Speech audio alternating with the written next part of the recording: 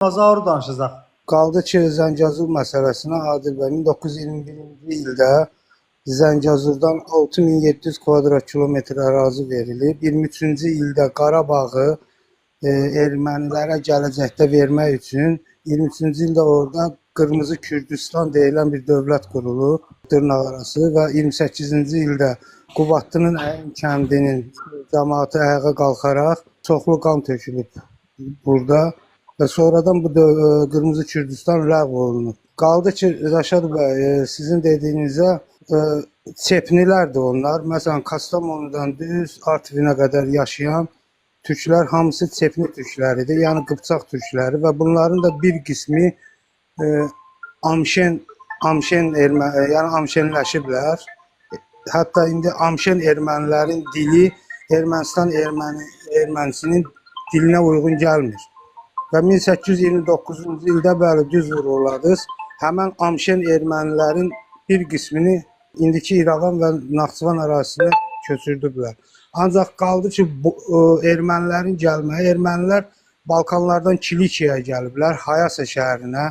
O Hay adını da o şəhərdən alıblar bunlar. Sonra Urartuya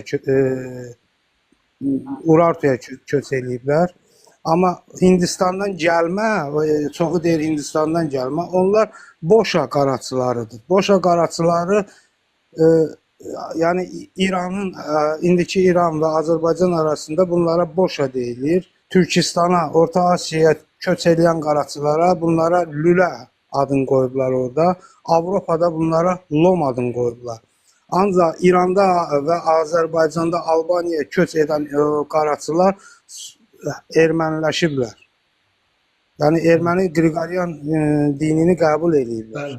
Və indi də Qarabağ ermənilərinin demək olar ki, bir 20% həmin o Boşa qaraçılarıdır. Ona görə də Ermənistan amşen erməniləri bu Boşa qaraçılarını qəbul eləmirlər. Orada 3 qrup erməni var. Biri amşen erməniləri, biri Rəşad bəyin vurğuladığı ermənilər, onu düz vurğuladı və biri də sonradan erməniləşən o qaraçılardır. Amma Boşallar erməni deyil, onlar qaraçıdır, tamam farklı, başqa millət, tayfadır.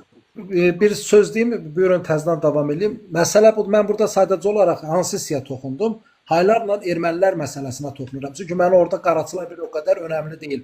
Onlar bir-birini qəbul edir, eləmir. Fikrimi tutdunuz. Mən ona görə dedim ki, bir Qarastandan gələn hissə var. Demək, bu ermənilərin erməniləşməsi mərhələləri var da. Biri bu Urartu dönəminə qədər olan mərhələdir. Sonra bir Ərəb dönəmində olan mərhələdir. Daha sonra bir, indi sualda cavabını verdiniz, fikir verdim. Mən onu danışanda mövzuda deməmişdim, sual üstünə dedim. Bir 1828-1920-ci ilə qədər olan proses var. Və bir də Birinci Dünya müharibəsindən sonra demək 43-45-ci ildən 48-53-cü ilə qədər İranda yaşayan, Suriya, Fələstində yaşayan Sovet dönəmində yaşayan ermənilərin yenidən İrəvan ərazisinə köçürülməsi və bunun davamı kimi də günümüz Ermənistan ərazisində, Respublikasında yaşayan Azərbaycanlıların köçü baş verildi. Mikoyan dönəmində Rusiyanın, Sovetin, Stalinin imzası ilə.